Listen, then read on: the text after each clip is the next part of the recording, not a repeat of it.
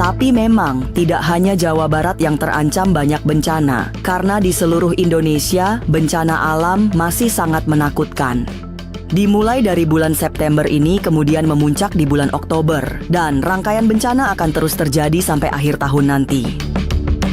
Dari bulan 10 sampai di bulan 12. Dan yang sangat mengerikan adalah bulan 10. Karena bulan 10 adalah angka mati. Angka matinya ketika 10 dibagi 2, 5. 5 diambil 5 kosong. Udah nggak bisa ngapa-ngapain lagi, balik kembali ke 0 lagi, kembali ke angka 1 lagi, 10 kembali angka 1 lagi. Nah, saat ini akan mengalami fase di bulan 9 akan mengalami di fase lara, sakit.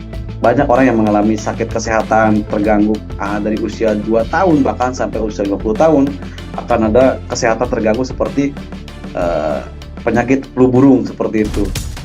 Jangan jumawa. Ancaman bencana alam yang akan terjadi hingga akhir tahun bukan berarti berhenti di tahun berikutnya.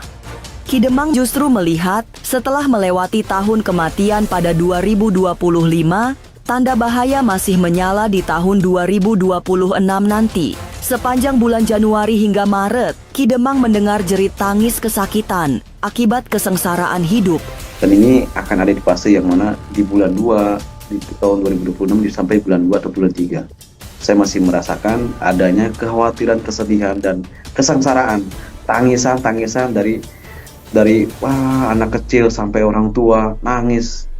Merasakan dari bulan 10 sampai bulan 3. Peristiwa demi peristiwa, semua berawal dari ulah manusia yang semakin durjana. Tidak hanya mengabaikan tradisi leluhur, tapi berperilaku merusak. Akibatnya, alam murka dengan menumpahkan banyak bencana. Lantas, apa yang bisa dilakukan agar terhindar dari bahaya?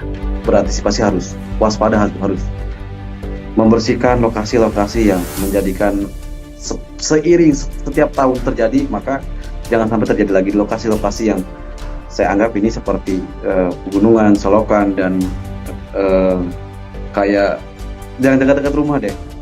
Dan hati-hati juga untuk yang lingkungannya padat, gitu ya, padat. Ketika ada hal gerakan peringatan, segeralah untuk jauh dari lokasi itu.